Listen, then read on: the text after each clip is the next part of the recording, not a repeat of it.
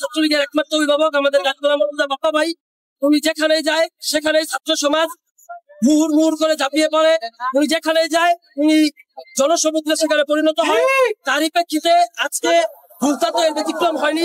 হাজার হাজার ছাত্র সমাজে হাজার হাজার ছাত্র ভাইয়েরা আজকে মাঠে এসেছে একমাত্র গাজীগোলা মর্তুজা বাপ্পা ভাইয়ের আগমন উপলক্ষে। আমরা গাজীগোলা মর্তুজা বাপ্পা ভাইকে আগামী 21 তারিখ এই দোয়াত কলম মার্কাকে বিজয় করে আমরা ইনশাল্লাহ ঘরে ফিরবো সে আশা ব্যক্ত করছি। জয় বাংলা, জয় বঙ্গবন্ধু।